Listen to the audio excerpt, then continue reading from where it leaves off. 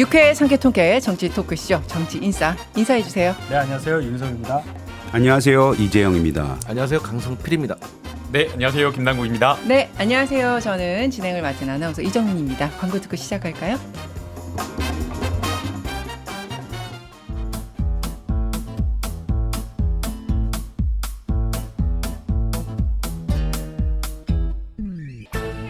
유쾌한 정치 토크쇼 정치인싸.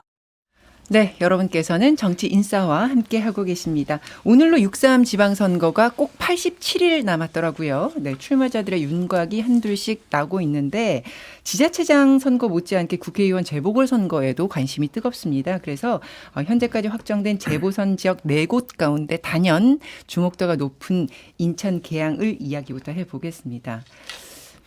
김남준 전 대변인과 송영길 전 대표 과연 누가 나올 것인가 이제 이게 초미의 관심인데 이번 주죠. 정청래 대표랑 송영길 전 대표가 만났길래 이 자리에서 뭔가 정리된 얘기가 결론을 우리가 알 수 있지 않을까 했는데 지역구 언급이 없었다고 하고 아주 원론적으로 송영길 전 대표가 당 결정에 따르겠다 이런 식의 발표만 나왔단 말입니다. 그렇다고 해서 이 말이 내가 개항을 포기하겠다 이렇게 읽히지는 않는데요. 어떻게 내막을 이해하면 됩니까? 우리 대변인께서 말씀하시는 게 그럴까요? 네, 맞는 그럼 것 공신력이 더 있는 네. 대변인께서 이건 공신력 가지고 이야기할 건 아닌 것 같고요. 네, 직장 상사가 있기 때문에 직장 상사 전혀 아닙니다. 그 동갑 친구고요. 예. 그것까지 얘기해야 되는 뭔가 거야? 어려우신가 봐요. 지금 벌써부터. 이거 정말 난처한 문제인데 네. 우선은 그 수요일 3시에 송영길 대표님과 정청래 대표님 두 분이 만나셨다고 하더라고요. 그래서 분위기 어땠냐고 제가 직접 취재를 해보니까 예. 화기애애하게 덕담 주고 받으면서 오랜만에 만나서 회포를 풀었다라고 하면서 되게 재미나게 이야기해 주신 것 같습니다. 그래서요. 그래서 이제 나와서 예. 나와서 이제 무슨 이야기를 사실은 할까 그게 고민되잖아요. 예, 예. 그래서 이제 그거를 1시간 동안 정리하셨냐 그랬는데 그걸 전혀 이야기하지 않았다라고 하시더라고요. 예, 그래서 개항을과 관련된 이야기는 안 했고 그냥 덕담만 이야기 나누신 걸로 보이고요.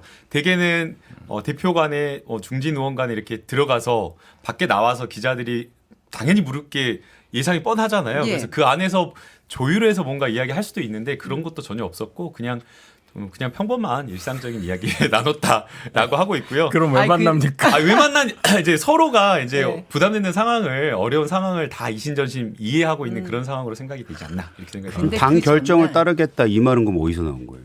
송영길 대표님 예. 나와서 나왔죠, 입에서 그 밖에 나오면서 네. 그럼 송영길 전 상당한 대표의 말을 하신 거 아니에요? 워딩인데. 그 정도면? 아, 그래요? 그 당 결정에 따르겠다. 이게 매우 원론적으로 들리긴 하잖아요. 그래서 당 결정이라고 하는 구체적으로 누구를 말하는 것인가? 당 지도부입니까?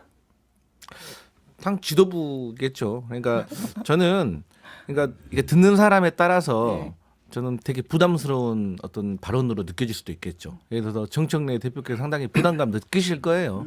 왜냐하면 지금 사실 이제 송영길 전 대표가 고생 많이 했다 그동안. 그리고 과거에 또 이재명 대통령에게 또 헌신하고 배려한 면이 있기 때문에 이 당 기저에는 송영길 전 대표를 예우해야 된다라는 분위기가 팽배합니다. 뭐 누가 이렇게 바람을 잡아서가 아니라 그냥 그런 공감대가 있는 상황에서 예.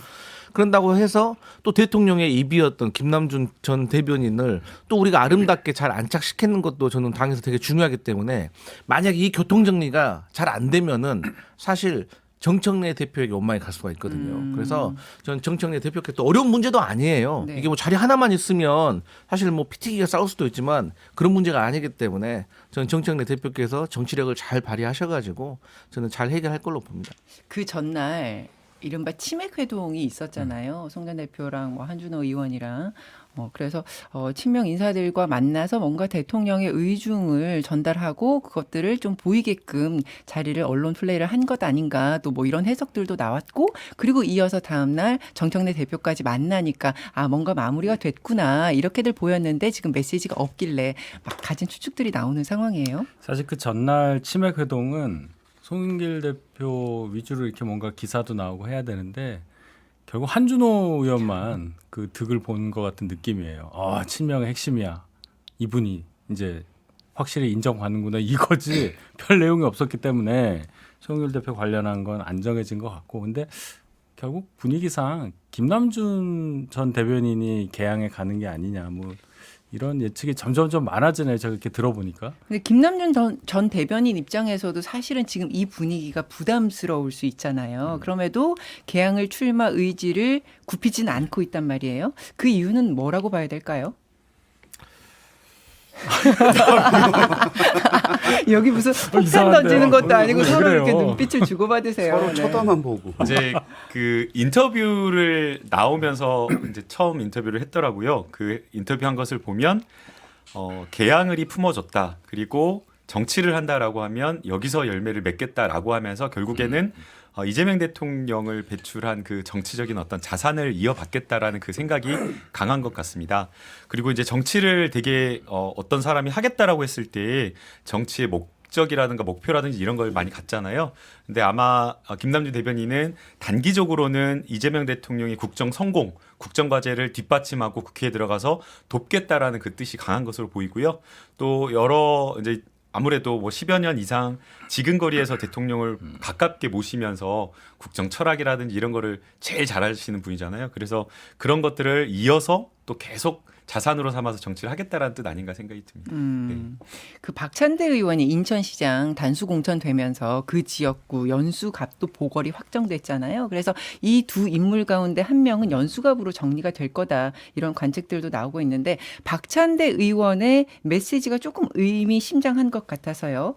연수갑이 보수세가 강해서 김남준 대변인이 오면 고전을 면치 못할 거다 이렇게 얘기를 했어요. 이 말을 번역기를 돌려보면 송영길 전 대표가 꼭 와야 된다 이렇게도 해석되지 않나 싶은데요.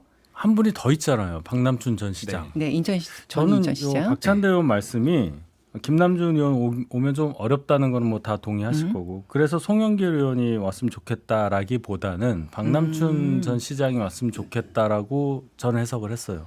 예. 왜냐하면 그분도 만만치 않은 이력을 갖고 계신 분인데 지금 민주당은 자리가 많잖아요. 열리는 데마다 다 이렇게 생각하는 건데 송영길 의원이 와버리고 그럼 이분은 어떻게 해요?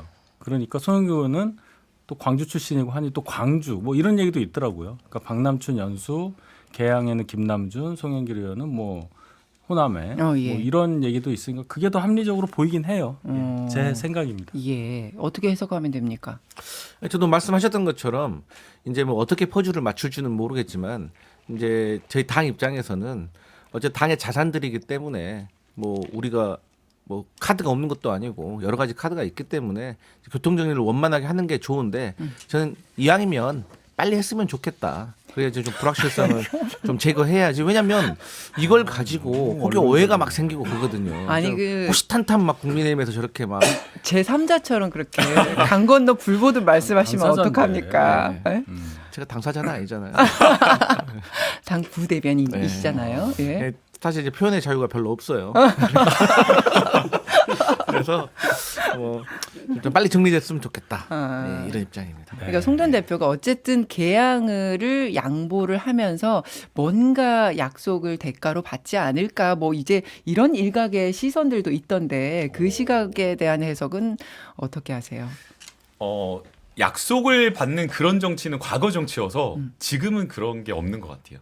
지금 상황은 이면에서 뭐 약속을 이번에 양보하면 대신 뭘 해줄게 이게 민주당이나 뭐 국민의힘이나 다르지 않을 거라고 보는데요. 그게 안 되는 것 같아요. 그래서 이번에 뭔가를 하더라도 뭔가를 다음에 보장받는다 이런 거는 없을 것 같고요. 다만 이번에 뭔가 양보하고 희생하는 그런 모습을 보여주면 당원 마음에는 당연히 가긴 되겠죠. 그래서 이제 이런 이야기가 또 나오는 게 개항을 이번에 송영길 대표가 양보했다. 양보한다는 게 아닙니다. 또 예, 오해는 예. 안 되고요. 만약 양보했다라고 했을 때에 그게 또 우리 당원들에게 또 빚을 지우고 희생하고 양보하는 모습을 보여서 전당대회를 사실 또 이렇게 불려 나올 수가 있는 거잖아요. 예. 그럴 때에 오히려 송영 대표님이 훨씬 더 플러스가 되는 것 아니냐라는 그런 이야기가 지금 최근에 나오고 있거든요. 그래서 송영길 대표님의 메시지가 처음에 이사했을 때에 개항을 했다라고 하는 개항을 출마하겠다라고 하는 그 메시지가 굉장히 강하다가 약간씩 조금씩 미묘하게 바뀌면서 전략적으로 약간 열어두는 그런 메시지로 바뀌는 것 아니냐라는 이런 평가가 있는 것 같아요. 네. 저도 그 얘기 들었어요. 근데 추가로 하나만 더 말씀드리면 제가 이런 생각을 오늘 아침 문득 어떤 생각이 들었냐면 내가 송영길이라고 하면 아무리 당을 위해서 이제 헌신하고 이런 거 다 좋은데 그런다고 해서 바로 다른 개항을을 놔두고 다른 지역으로 가면 또 계양을 주민들도 송영길 전 대표에게 서운한 마음도 들 수 있겠다. 그래서 송영길 전 대표께서 헌신하고 배려하는 마음으로 다른 곳으로 옮기는 데까지 결정이 확실히 나기까지는 그래도 계양을 내가 지키고 이분들한테 많은 사랑을 받았기 때문에 내가 무언가 돌려주겠다라는 어떤 주민들에 대한 예의를 지키는 것도 어쩔 수가 없는 과정이겠구나 이런 생각도 들더라고요. 알겠습니다. 그래서 인터뷰 내용을 제가 딱 추적을 해봤거든요. 예. 근데 확실하게 계양을 지키겠다라는 생각이 여전히 확고하신 것 같아요. 이번 주 수요일까지는 약간 열어둔 듯한 인터뷰 메시지가 나왔었거든요. 예. 그랬더니 이제 또 기사들이 그러면 옮길 수 있는 것 아니냐라는 정치적 해석이 나오니까 바로 아닌 것처럼 또 금요일에 판단의 주체는 역시 계양의 주민이다. 국민이 판단하는 것이다라고 이야기를 하면서 계양구 주민에 대한 애정을 또 드러내시더라고요. 그래서 여전히 마음은 계양을에 크다라는 것을 저희가 확인할 수 있는 것 같습니다. 예. 이재영 위원장님 어디 가신 줄 알았어요. 한 말씀 저 하시고 여기 잘 다음, 듣고 있어요. 다음 주제 넘어가기 전에 한 말씀 옆에서 하실 거 추임새 없으세요? 들으면서 잘 읽고 있지 않았어요? 그러세요? 저는 그냥 예. 당 결정을 따르겠다라고 한 말이 거기에는 이걸 그대로 받아들이면 너무나도 담겨져 있는 얘기가 함축적으로 들어가 있는 거잖아요. 지금까지는 당 결정을 안 따르겠다라는 행보를 해온 거나 마찬가지고 누가 봐도 그리고 아까 이제 김남국 의원께서 그 말씀하셨잖아. 약속을 받는 정치가 이제는 사라졌다. 근데 사실 그는 송영길 대표를 보면 그렇게 말씀하실 수 있겠으나 김남준 전 대변인은 약속을 받고 나온 거거든요. 누가 봐도. 그러니까 그 이재명 대통령이 그 정원호 전 구청장에 대해서 얘기 한마디 하면은 지금 서울시장 그 어떤 후보군에서도 1위를 달리고 있는 것처럼 그 교회 한번 같이 가주는 것만으로도 굉장히 큰 영향력을 행사하고 있는데 그거는 누가 봐도 약속을 한 거다라고밖에 인식을 할 수가 없습니다. 그래서 그 약속이 없는 정치는 없다라는 거는 좀 아닌 것 같고 다만 송영길 대표 전 대표에 대해서는 전 뭐 모든 타 방송에서도 말씀을 드렸지만 억울할 거예요. 그리고 본인은 이거는 내가 가야 된다라는 이제 뭐 정당성도 이제는 확보한 거잖아요. 그리고 그 무엇보다도 마지막에 했던 말씀, 난 그 계양 주민들이 이걸 결정하지 않겠냐. 이 부분이 굉장히 핵심적이라고 봅니다. 왜냐하면 제가 주민들 지역 정치를 해보는 사람으로서 주민들 입장에서 보면 우리 송영길, 저 고생한 우리 송영길, 모든 걸 위해 희생했던 우리 송영길 돌아오겠다는데 누가 막어? 내가 지켜줘야지라는 마음이 분명히 있을 겁니다. 그럼 그것이 굉장히 크면 글쎄요 당이 어떻게 결정할지 모르겠으나 그걸 뛰어넘기가 쉽지 않겠다라는 생각이 들어요. 네. 그럼 대통령과 함께 교회를 갔던 시점은 송영길 전 대표가 이제 무죄 확정되기 전인데 이 지금의 대통령의 의중은 어디 있다고 읽으세요? 근데 그 이재명 대통령이 당대표 시절하고 대통령이 된 이후로는 소위 말해서 자기 사람 챙기기라든지 인사에 대해서는 좀 틀려진 것 같기는 해요. 그리고 당내 굉장히 큰 영향을 가지고 있긴 하지만 어느 정도 당에서 일어나고 있는 일에 대해서는 약간 뭐라 그래야 될까? 좀 손을 놓은 거는 아니지만 어느 정도 이제 독립성, 자율성을 좀 보장해 주려고 하는 모습은 보여지고 있거든요. 예. 그럼에도 불구하고 한마디 한 행동이 너무나도 영향이 크기 때문에 비록 송영길 전 대표가 오기 전에 했던 거라 하더라도 그 영향력은 매우 크죠. 그래서 그 교회 같이 가고 그리고 사실 김남준 전 대변인도 그 본인이 전 대변인이었던 것을 가장 많이 이제 어필하고 다니는 거 아니겠어요? 그거는 난 이재명 사람이다. 난 이 대통령을 위해서, 이 정부를 위해서, 이 정권을 위해서 나를 뽑아달라 이 얘기를 하는 거기 때문에 그것은 그것도 쉽지 않은 게임이긴 하죠. 알겠습니다. 부산으로 넘어가 보겠습니다. 부산시장은 현재로서는 전재수 의원 그리고 박형준 현 시장의 대결이 유력합니다. 다만 이재성 전 민주당 부산시당 위원장 그리고 주진우 국민의힘 의원도 도전장을 냈기 때문에 양당 모두 경선을 치러야 하는데요. 여론조사 하나 보겠습니다. 오늘 말씀드리는 모든 여론조사의 자세한 내용은 중앙선거 여론조사 심의위원회 홈페이지를 참고하시면 되고요.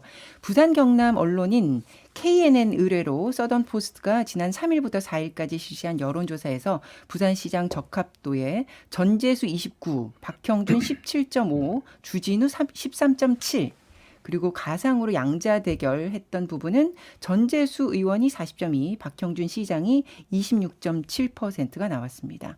그리고 한 2주쯤 전에도 부산 MBC가 의뢰해서 한국사회여론연구소가 20일부터 21일까지 이틀 동안 여론조사를 실시했었는데 여기서도 비슷한 구도가 이어졌습니다. 전재수 32.6, 박형준 16.2, 주진우 15.8. 그럼 이 조사상으로는 오차범위 밖에서 전재수 의원이 앞서는 흐름이 이어지고 있다는 건데 앞으로 이 흐름이 계속 이어질 건가 변수는 없을 것인가 어떻게 보십니까? 일단 양당 후보가 결정되는 과정, 그 과정이 굉장히 중요하겠죠. 민주당은 물론 이재성 후보가 계시긴 하지만 전재수 의원이 출마 선언하면 거의 그분이 후보가 된다고 봐야 되겠죠. 저희 당도 이제 박형준 현 시장의 공천 가능성을 거의 상수로 보고 있었는데 주진우 의원이 출마 의사를 밝힌 것으로 알고 있고 그 다음부터 이 여론조사에 등장하잖아요. 네. 근데 박형준 시장하고 별 차이가 안 나니까 저희 당의 경선 과정, 그래서 누가 어떤 과정을 통해서 후보가 되느냐에 따라 부산 지역에서 이제 이 선거 열기 이런 것도 좀 올라올 가능성이 있어서 그걸 좀 봐야 되겠습니다. 어떻게 보세요? 무슨 변수는 없을까요?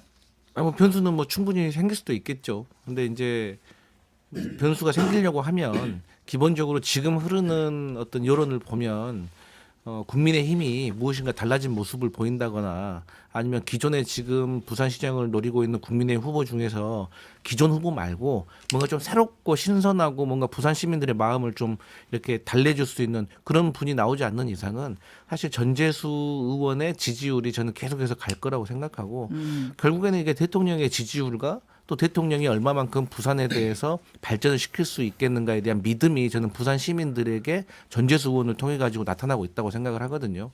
그리고 이번에 해수부 장관을 이제 임명하는 과정 속에서도 저는 그런 의지가 보였기 때문에 저는 이 프레임을 국민의힘에서 부산에서만큼은 조금 뒤집기가 어려울 것 같다. 다만 또 굳이 변수를 찾자고 하면 전재수 의원이 이제 출마를 하게 됨으로 인해서 생기는 국회의원 재보궐선거, 부구갑. 부갑 예. 여기에 있어서 어떤 선수들이 나와서 어떤 구도가 펼쳐지는가에 따라서 일종의 변수가 생길 수도 있겠다. 그러니까 뭐 두 가지가 있을 건데 첫 번째로는 뭐 한동훈 전 대표가 거기에 출마하느냐 안 하느냐. 예.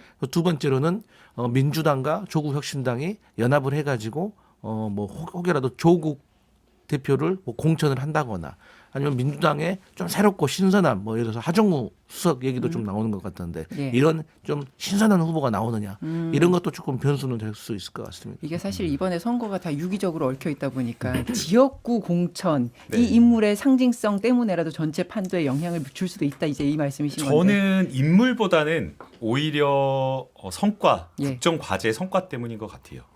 그러니까 민주당이 지금 부산 이쪽에서 이렇게까지 높은 지지를 받은 게 처음이거든요, 사실. 제가 과거에 2025년 정권 집권 초기에 민주당의 지지율을 봤더니 20% 초반의 지지율이었어요. 그런데 이재명 대통령 취임하시고 나서 여러 지금 부산을 공략한 여러 공약들, 국정 과제들 6개월 만에 그냥 하겠다라고 말씀하신 게 아니라 실제 있거든요. 네. 세종에서 부산으로 달린 트럭이 249대입니다. 해수부 이전하겠다라고 공약을 했는데 진짜 실현했고요. 그 다음에 해사법원 이거 설치하겠다고 했잖아요. 근데 이게 언제 이야기했는가 봤더니 2011년 부산 이 변호사 협회에서 처음 주장을 했더라고요. 15년, 16년 동안 안 된 거를 이재명 대통령이 이야기를 한 겁니다. 인천과 부산 계속 싸우고 있던 것을 양쪽 다 하면 윈윈 아니냐라고 하면서 풀어낸 거거든요. 그래서 2028년에 개원을 한다고 합니다. 또 거기에 더해서 해양 수도와 관련된 부산의 해양 수도를 만들겠다라고 이야기를 했지만 해양 수도 이전 특별법 법으로 만들어서 지원을 해야 되는데 말만 어떤 구호로 외쳐졌던 것을 여기에 대해서 정말 이재명 대통령이 실용으로 성과로 냈기 때문에 저는 인물 구도보다는 지난 6개월 동안 이렇게 성과 기반으로 해서 착착 쌓아 올린 것이 훨씬 더 단단하게 지지율을 받치고 있다. 그래서 누가 나오더라도 큰 변수가 되진 않을 걸로 생각이 됩니다. 그러니까 부산시장은 전재수 의원이라는 그 인물 그리고 국민의힘에서 누가 대항마로 나올 것인지 뭐 이런 거 다 상관없이 지금 이재명 정부에 대한 지지도 때문에라도 무조건 민주당이 가져갈 가능성이 높다. 네, 성과 기반이다라고 그 말씀드립니다. 김남국 의원이 이제 민주당 대변인 되셨는데 저는 청와대 대변인 되신 줄 알았어요. 네, 아주 잘 들었습니다. 근데 지금 현직 시장이 국민의힘이잖아요. 예. 그 얘기를 하셨어야죠. 저희가 아무리 지금 좀 위축되는 분위기이긴 해도 현직 시장 프리미엄을 갖고 타이틀 방어를 하는 입장이고 민주당이 이제 대통령의 성과라고 주장하시는 그것을 얻고 전재수 의원이 나오는 이 상황이라면 물론 대통령의 지지율이 높은 건 민주당이 도움이 되겠지만 결국 현직 시장을 딱 기준으로 놓고 얘기하는 거니까 당연히 인물 싸움이 가죠. 전재수 의원이 민주당 부산의 18석 중에 유일한 민주당 출신 현역 의원이고 부산에서 3선을 하신 분이니까 만만치 않은 분이라고 저희도 생각을 하기 때문에 예상이 됐잖아요 그동안. 그래서 박형준 시장도 굉장히 많이 준비를 했을 거라고 보고 그 과정에서 박형준 전재수 딱 고정 변수였던 상황에서 주진우 의원이 또 저희 당에서 경선에 나오니까 네. 저희 입장에서는 그런 거는 어느 정도 더 플러스로 생각을 해야 되겠죠. 이제 변수를 생각해 본다라고 하면 마지막 변수는 보수 결집을 한번 생각해 볼 수 있을 것 같아요. 지난번 저희가 총선 때 아주 윤석열 전 대통령 큰 바람이 한번 불었잖아요. 그래서 역풍이었죠 윤석열에 대한. 그래서 전국적인 바람이어서 부산도 사실은 크게 이긴다라고 여론조사 한 달 전까지는 그랬었거든요. 그런데 마지막에 사실 까보니까 마지막 한 2주 남겨놓고 사실 전재수 의원 빼고는 다 져버렸거든요. 그때 보수가 결집했다라고 하면서 왜 결집했냐라는 여러 원인 분석은 있지만 어쨌든 마지막 막판에 부산에서 결집이 있었기 때문에 그 보수 결집을 시킬 수 있는 인물이 나온다. 그러면 그건 변수가 될 수 있어요. 그럼 그 그래서- 인물은 예. 광고 듣고 들어가겠습니다. 이거 예. 결정적인데.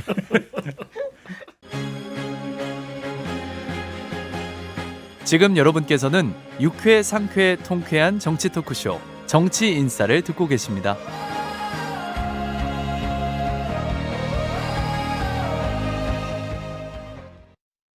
네, 부산시장 선거에서 보수를 결집시킬 수 있는 그 구심점이 될 만한 인물이 과연 나올 것인가.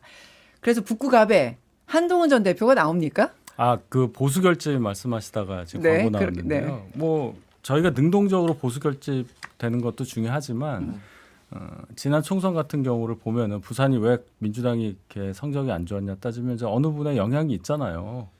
조국 신당 대표가 거기 출마하시면 훨씬 좋죠. 보수 결집에는. 그래서 그 얘기하려고 했는데 광고가 나와가지고 타이밍을 그렇습니다. 놓쳤습니다. 그러니까 누가 나오는 게 좋은 게 아니라 그러니까 국민의힘에서 정치가 누가 그래요. 나오면 결집을 시켜주는 게 아니라 네. 반대편에서 나와가지고 그쪽에서 그렇게 해주셨다니까. 아니 근데 변수가 될 수 있는 건 좀 저는 희망을 갖고 사는 사람이니까 네. 지금 그 우리 국민의힘 내부에서 일어나고 있는 논쟁이 잘 마무리가 혹여라도 되면 저는 그건 변수가 될 수 있다고 어떤 생각해요. 주제의 논쟁이요? 지도부에 대한 규탄 논쟁?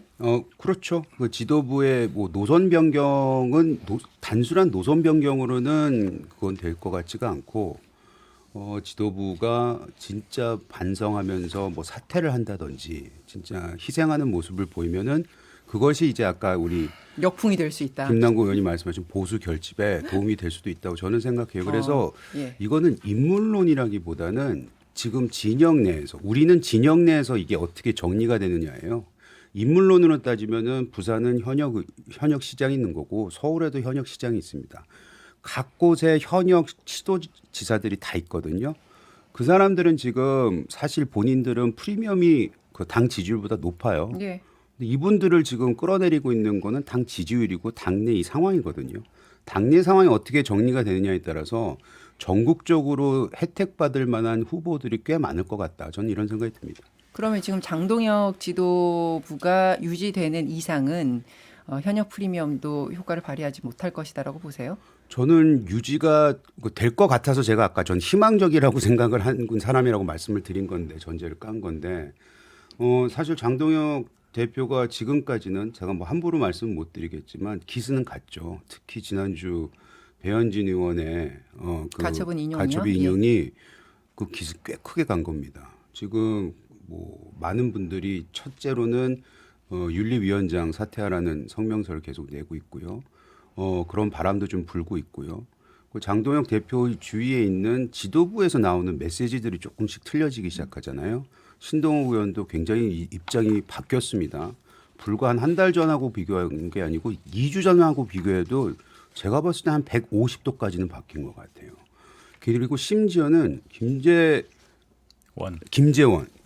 최고도 어제 동영상 올린 거 보니까 완전히 이게 입장이 바뀌어 있어요. 네. 그래서 이 지도부에서도 소위 말하는 친장동혁계라고 뭐 우리가 당권파라고 얘기하는 분들의 메시지가 굉장히 바뀌기 시작했기 때문에 글쎄 장동혁 대표가 저렇게 혼자 고립돼서 본인의 입장을 꾸준히 밀고 나갈 수 있을까? 여기에 대해서는 저는 예전보다는 좀 많이 흔들릴 거다 이런 생각을 하고 있습니다. 그 장동혁 지도부의 그 지도력이 유지될 것인가 이 부분은 잠시 뒤에 좀 더 집중적으로 얘기를 하도록 하고 그래서 지금 이정현 공관위원장은 현역 프리미엄 다 내려놔라 계속 강조를 하면서 현역들을 타겟팅을 하고 있고 거기에 지금 박형준 현 시장이 대상이 되고 있기 때문에 주진우 의원이 출사표를 던진 이상 이 공천을 받을 수 있을까? 단수 후보가 될 수 있을까? 지금 이 부분에 대해서도 조금 의문이 있는데 어떻게 보세요? 예, 그 부분을 걱정을 하시는 분들이 많아요. 통상 이제 공관위원장이 누군지 잘 모르면서 가야 되는 건데 민주당은 지금 공관위원장 누군지 잘 모르잖아요. 김희수 전 헌법재판관 아니에요? 사람들이 잘 모른단 말이에요. 근데 저희 당은 이정현 공관위원장이 너무 전면에 나와 있죠. 거의 비대위원장급으로 지금 하고 계신단 말이에요. 의상부터 시작해서 물론 이제 바꿔 있기로 했지만 그래서 저희가 또 지난번 지방선거 많이 이겼기 때문에 광역자치단체 17개 중에 11개가 있어요. 12명 당선됐던 홍준표 시장 그만두셨으니까. 근데 그 현직에 대해서 뭐 사퇴하란 말까지 했잖아요. 뭐 결기를 보여라 이 얘기인데 아무래도 현역 프리미엄이 있는 게 낫지 않겠습니까? 근데 그런 차원에서 왜 현직에 있는 출마 예상되는 분들을 압박하느냐는 것에 대한 전략적 방향성에 대해서는 저는 동의하지 못해요. 저와 비슷한 생각을 갖고 계신 분들이 당내에 많기 때문에 이게 유지될 거냐 그 공관위의 방향이. 근데 이정현 공관위원장이 뭐 의상도 좀 바꾸고 앞으로 뭐 잘하겠다고 하시니까 조금 바뀔 가능성은 있어 보이긴 해요. 어쨌든 현직이 유리하죠. 제가 볼 때는. 그래서 주진우 의원이 이제 신선한 어떤 본인의 그런 성격을 가지고 얼마나 도전할 수 있느냐. 물론 뭐 될 수도 있겠죠. 그런 과정에서 부산 지역에서 저에게 도움이 되는 분위기가 있을 수 있다. 여기까지 저는 생각을 합니다. 이제 사실 현직 프리미엄이 상당하거든요. 예. 인지도, 그 다음에 현직 기관장이 가지고 있는 조직 이런 것도 무시 못하거든요. 그럼 만약 현직의 기득권을 내려놓고 다른 사람으로 교체한다라고 하면 그 현직이 경쟁력이 없거나 아니면 그 현직을 대체할 만한 더 경쟁력 있는 대안이 있어야 되거든요. 그리고 이걸 다 바꿀 때 국민의힘에서 왜 바꾸는지에 대한 설명과 메시지와 쇄신의 이미지를 줘야 되는데 이거는 그게 아니라 공관위원장이 오히려 극우의 약간 이미지를 더 줘요. 그리고 기득권 오히려 장동혁 체제를 굳건히 하겠다라는 그 이미지만 주고 있거든요. 막 그 야상 군복 입고 나와가지고 뭔가 그 과거로 돌아가는 듯한. 그러니까 이것은 기득권을 내려놓는다는 의미도 아니고 오히려 장동혁 체계 윤 어게인 이 체제를 공고히 하면서 쇄신의 이미지가 아니라 거꾸로 과거로 회귀하는 듯한 이미지를 주고 있어서 저는 공관위원장이 하고자 하는 그 전략과 방향이 선거를 이기고자 하는 것 같지는 않다라는 생각이 들어요. 예. 이게 다소 감정적이죠. 그러니까 사실 서울시장 같은 경우는 그나마 오세훈 서울시장이 현직이면서 경쟁력이 있다는 것을 자타가 공인을 하고 있는데 사실 박형준 부산시장은 현직인데도 불구하고 별로 인기가 없어요. 이게 현직 프리미엄이요. 무서운 게 인기가 있었을 때는 이게 더 굳건해지는데 어느 저지선이 딱 무너져 버리면 오히려 현직 시장이라는 게 더 안 좋아요. 현직 시장인데 이것밖에 안 나와? 현직 시장인데 뭐 이렇게 인기가 없어? 왜 그러는 걸까? 제가 과거에 광역단체장 보좌해봐서 알거든요. 그래서 광역단체장한테 현직이라는 것이 잘 나갈 때 좋은 거지 지금 상황에서는 별로라는 거고 또 이게 이정현 그 공관위원장이 왜 자꾸 민주당 선대본부장 같은 얘기를 하실까라고 제가 고민을 많이 해봤는데 일주일 내내 하고 있어요. 아 그렇잖아요. 아니 우리가 원하는 바를 다 얘기해 주잖아요. 피곤하니까 새 얼굴 필요하다. 아 좋은 말씀이십니다. 현직 프리미엄 내려놓고 정정당당하게 정말 민주주의 꽃입니다. 근데 보니까 박형준 이 부산시장이 이명박 정부에서 홍보기획관 뭐 정무수석 비서관 뭐 요직을 다 거치셨는데 보니까 또 이 이정현 이분은 또 이명박계하고 사이가 안 좋은 친박근혜계 또 요직을 거치신 분 아니겠어요? 그러니까 전혀 박형준 현직 시장을 날려버리는데 부담이 전혀 없어요. 그렇기 때문에 저는 이 부산시장에서만큼은 박형준 부산시장의 현직 프리미엄은 오히려 독이 된 것 같다 이렇게 봐요. 아, 지금 이 지도부에서는 네. 그렇군요. 이런 와중에 어제 한동훈 전 대표가 구포시장을 갔단 말이에요. 예, 부산에 유명한 시장들이 많은데 그 북구가 이제 걸석이 되는 거기에 있는 구포시장을 가면서 그래서 북구갑 나가는 건가? 어떻게 나가는 겁니까? 공교롭게도 구포시장에 북구갑에 있더라고요. 공교롭게? 공교롭게. 공교롭네요. 네. 그리고 그 구포시장에도 저 윤 전 대통령 유세도 거기서 하고 저도 가봤거든요. 그러니까 그 코스 중에 하나예요. 공교로워요. 어쨌든. 근데 한동훈 대표 입장에서도 당연히 재보궐에 출마할 의사가 있으니까 뭐 확정할 수는 없잖아요 지금. 그러니까 여기저기 갈 수밖에 없는 거고 그거를 거기 출마합니까라고 해석하시는 것조차 저는 한 대표에게 도움이 된다고 봅니다. 관심이 있으니까요. 주제 빨리 넘길까요? 계속 물어봐 주세요. 그러니까 한동훈 전 대표가 그래서 출마를 하게 되면 결국에는 3파전 구도가 되니까 결국에는 국민의힘 쪽 보수 쪽에는 불리하게 결국에는 민주당이 가져갈 거다. 뭐 이렇게들도 보잖아요. 그거는 전제가 만약에 이 지역이 국민의 의원의 지역구였는데 보궐이 생겼다. 그렇다면 이 말씀이 맞을 수 있어요. 근데 전재수 의원이 딱 하나 지금 민주당에서 점유하고 있는 그 지역이잖아요. 그러니까 국민의힘 입장에서는 가지고 올 수 있는 탈환의 대상이 되는데 그러면 역으로 생각해서 한동훈이라는 사람이 만약에 나갔을 경우에 한동훈으로 탈환하는 게 더 유리한 거냐, 가능성이 높은 거냐, 아니면 다른 뭐 국민의힘 후보로 탈환하는 게 가능성이 높은 거냐, 이 관점으로 보는 게 저는 맞다고 생각합니다. 지금 한동훈 대표는 큰 틀에서밖에 얘기를 할 수 있는 상황은 아니죠. 왜냐하면은 뭐 어느 지역구가 확정된 것도 아니고 뭐 인천 계양에 나올 수는 없잖아요. 뭐 본인이 만약 될 가능성을 조금이라도 타진해 보면. 근데 우리가 뭐 전재수 의원에 대해서 얘기했지만 아직 공식적으로 나간 것도 아니고. 그래서 큰 틀에서는 전국적으로 돌아다니면서 계속해서 나 살아 있습니다. 내가 보수의 미래입니다. 이렇게 외치고 다니는 것이 방법일 텐데.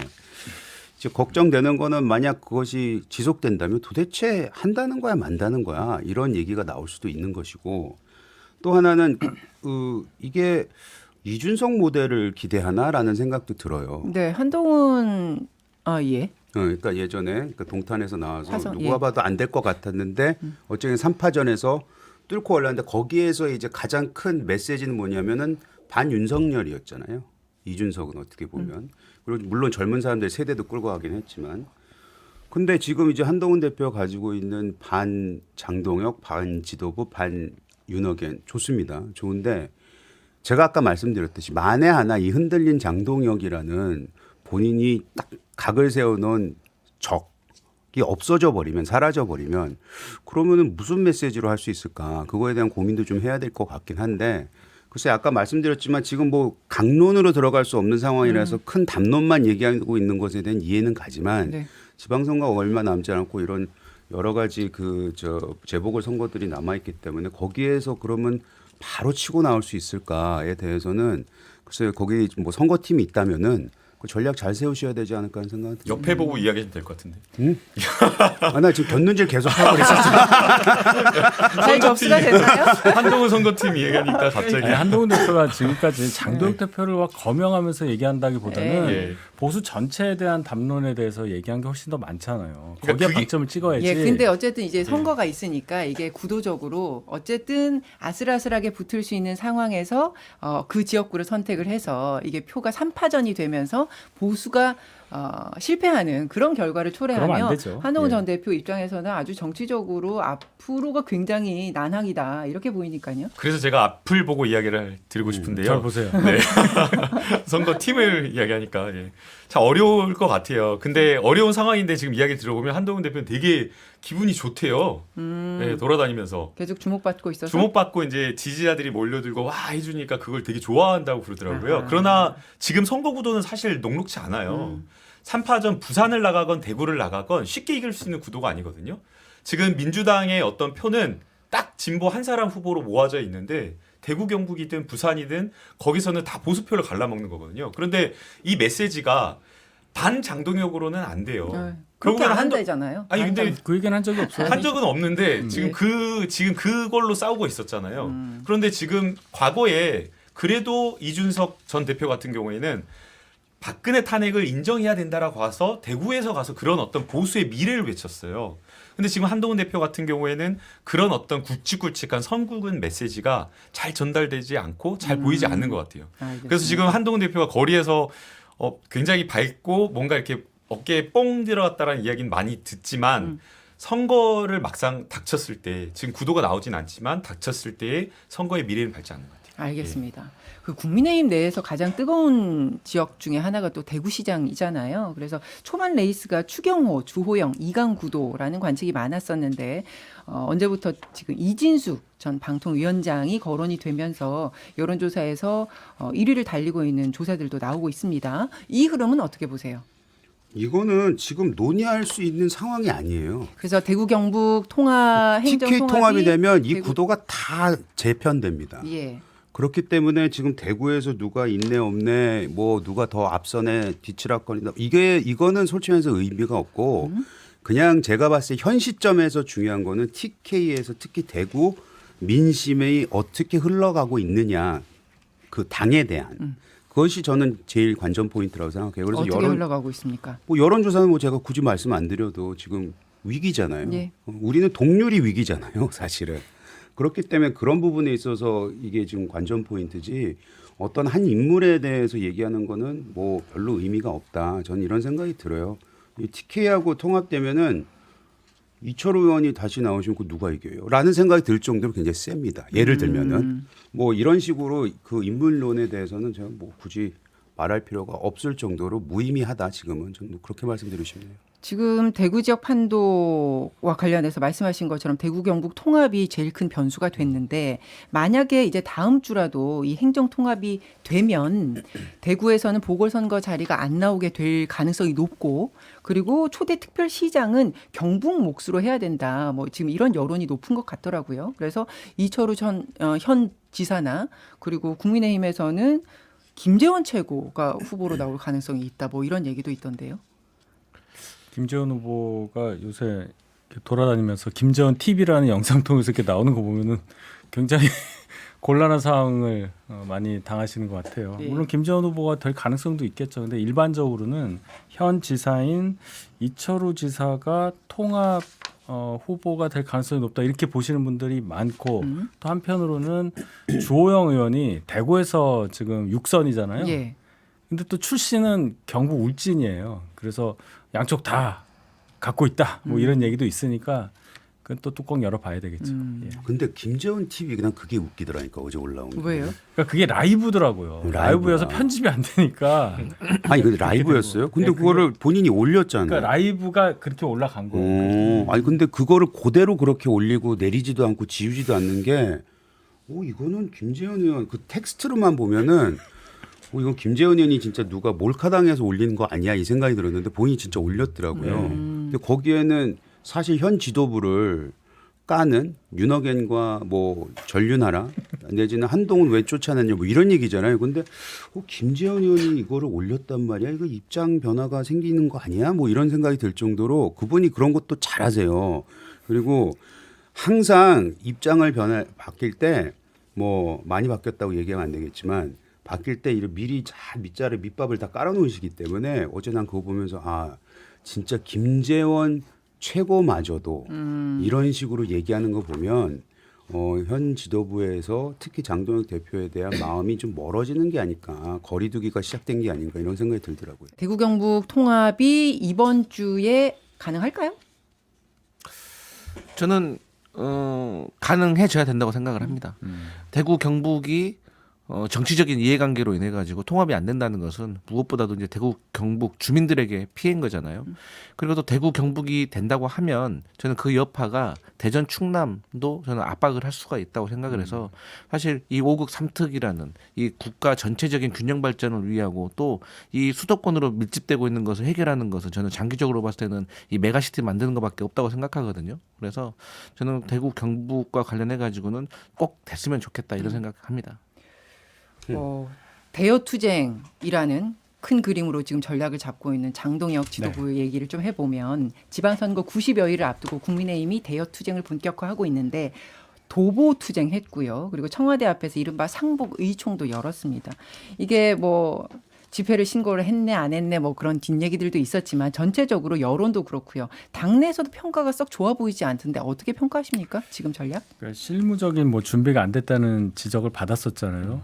큰 선거 90일 전부터는 이제 당원 집회 안 되니까 그것보다 조금 이제 못 미쳐서 했으니까 신고할 수 있었단 말이에요. 집회 신고를. 근데 못 하고 가니까 이게 무슨 산보 투쟁이냐는 얘기도 들었고 그거보다 더 심각한 거는 소위 말하는 그 윤어게인 세력들이 앞에 이제 막 가고 뭐 깃발 들고 하니까 마치 지도부가 그분들 집회에 동조해서 따라가는 모양새가 된 그 영상이 대단히 안 좋았다. 대신 하나 얻은 것도 있어요. 그 의원분들 포함해서 140명 정도가 일행이었는데 3시간 정도 걸어갔잖아요. 가면서 많은 시민들이 보여줬던 반응들을 실제로 체감했다. 그 얘기가 많아요. 그래서 의원들이 한 80명 정도 가셨다가 끝까지 가신 분은 50명밖에 안 됐다 이 얘기 있잖아요. 네. 중간에 더 이상 갈 수 없었다. 다리 아파서가 아니고 너무 창피해서 뭐 이런 말씀하시는 의원들이 많은 걸로 보면 민심이 어떤지에 대해서 확실하게 체감하는 그런 소득은 하나 있었다고 생각합니다. 침묵 도보 행진을 계속하겠다 이런 방침인 것 같던데요. 이제 지역별로 하자 뭐 이런 얘기가 있는 예. 것 같은데 그 지역 사정을 안다면 우리 이재용 의원님께서 계속 10년 넘게 지역 하시니까 더 잘 아시겠지만 지금 지방선거 준비해야 되는데 지역 차원에서 도보 투쟁을 한다는 게 저는 무슨 말인지 모르겠습니다. 아니 그리고 일단 도보 행보에 장동혁 대표가 앞에 서 있으면 오지 말라는 소리가 나와요. 지금. 그렇기 때문에 예. 그거는 제가 봤을 때 안 먹힐 것 같고 저는 이 사단을 보면서 이 뭐 사태라 이 모습을 보면서 너무나도 마음이 아팠던 게 우리 사무처 직원들이 매우 지쳐 있을 것 같다라는 생각이 들었어요. 왜냐하면 우리 사무처 직원 진짜 능력이 뛰어나고 예. 선거에 대해서는 진짜 대가들입니다. 너무 흐름도 잘 알고 선거운동 하라 그러면 그 전략 짜고 뭐 이거 기가 막히게 잘하시는 분들이에요. 근데 이 정도의 아주 사소한 것도 못 챙겼다는 뜻은 일할 맛이 안 나는 것이 아닌가 이분들이. 저희가 잘못될 때 사무처 직원들이 으쌰으쌰해서 저희가 힘을 낼 때가 많아요. 예. 지금 반대가 돼 있거든요. 그렇기 때문에 전 그 부분이 매우 안타깝게 느껴졌어요. 그 저는 배현 그 예. 국민의힘 사무처 직원들이 지쳐 있는 게 아니라 저는 장동혁 체제에 대해서 반기를 들었다고 생각합니다. 아니 저희 민주당도 사무처 이 당직자들 진짜 능력과 경험이 풍부하거든요. 예. 이런 일 있으면 바로 원내행정국에서 의원들 일정 다 조정해. 조직국에서는 정부 동원령 출석 체크해. 홍보에서는 피켓 디자인 어떻게 할 거야? 디자인 시안. 기조국에서는 퍼포먼스 있어야지. 그 윤호개인들 어떻게 정리할 거야? 격리시킬 거야. 그러니까 오히려 대놓고 태업을 하는 거다. 그런 거죠. 메시지다. 그래서 제가 그때 의심을 했는데 네. 그 결정판이 이번에서 항해 서한을 전달했다고 하잖아요. 청와대에. 법안 원문만 보냈다잖아요. 이거 장동혁 대표 안 봤을 겁니다. 아하. 봉투 뜯어서 안 봤을 거 아니에요. 믿고 했을 거 아니에요. 그러니까 이것도 업무 태만으로 저는 소극적으로 반기를 들었다고 봐요. 그 배현진 의원 징계에 대해서 법원이 지금 가처분 인용했잖아요. 그래서 앞으로 지금 징계 받을 거라고 거론되고 있는 인물들이 여럿 있잖아요. 이 징계 정치는 그만두게 될까요? 제동이 걸릴까요? 당연히 제동될 수밖에 없겠죠. 네, 지금 법원에서 이야기하는 게 재량권의 현저한 일탈 남용이라거든요. 원래 정당에서 업무하는 거에 대해서 크게 법원에서 관여를 안 합니다. 제가 이제 민주당의 여러 사건들을 2016년부터 지금 이제 이기현 의원님이 법률인권국장일 때 같이 함께 많이 했었거든요. 근데 정당에 가능한 개입을 안 하려고 해요. 근데 이것은 너무 법원이 보기에도 너무 심하다라고 해서 사실 개입한 거거든요. 근데 이런 상황에서 그리고 윤리심판위원장 사퇴하라고 하는 이 마당에 더 추가로 선거를 앞두고 더 이상 이렇게 하지는 않을 징계를 것이다. 한다라고 하는 것은 뭐 선거를 포기한 정당 이렇게 될 수 있기 때문에 저는 이미 징계할 동력 자체를 잃었다. 그리고 하면 안 된다라고 봅니다. 그 당내에서 아니, 근데 저 윤리위원장이 네. 선거를 포기해도 이 기조로 가지 않을까라는 우려가 있었어요. 근데 중요한 거는 장동혁 대표에 대한 정치적 이 지지에 그 동력이 떨어지고 있는 것이 아닌가라는 것이 지금 며칠 동안 나왔던 많은 분들의 발언들. 왜 저번 윤호견이었다가 바뀌는 거지? 이런 사람들. 그리고 지지층에서도 이거로는 안 되지. 그것이 장동혁이 윤호견하고 너무 거리를 두는 듯 말 듯 해가지고 화가 났던 아니면 이걸로는 안 되겠다라고 했던 포인트는 과거만큼 장동혁 대표가 그 믿고 있었던 그 극우가 됐던 그 굉장히 짠물들의 지지도 많이 흔들린 게 아닌가라는 생각이 들어서 이런 정치적 행위를 하기 위해서는 그 동력이 필요하지 그거 믿고 하거든요. 근데 그것이 사라지는 과정에서는 할 수 없을 것 같다. 근데 소위 짠물도 흔들리는 것 아닌가 이렇게 말씀을 하셨는데 장해찬 여의도 연구원 부원장은 이번 지방선거에서 패배해도 장동혁 대표가 또 당대표 될 것 같다. 이게 당원들의 지금 기류다. 이렇게 얘기를 했던데요. 장해찬 부원장이죠. 장해찬 부원장은 의리라도 있네요. 의리 차원에서 얘기한 거예요? 저는 그렇게 봐요. 그렇게 되면 그게 정당입니까? 광고 선거가 들으시나요? 안타까움을 들으시죠. 뒤로하고 광고 들으시죠. 네, 정치인싸 오늘 방송은 여기까지입니다. 지금까지 김남국, 강성필, 윤희석, 이재영 네 분과 함께했고요. 저는 이정민이었습니다. 다음 주에 뵙겠습니다. 고맙습니다. 감사합니다. 네, 감사합니다. 감사합니다.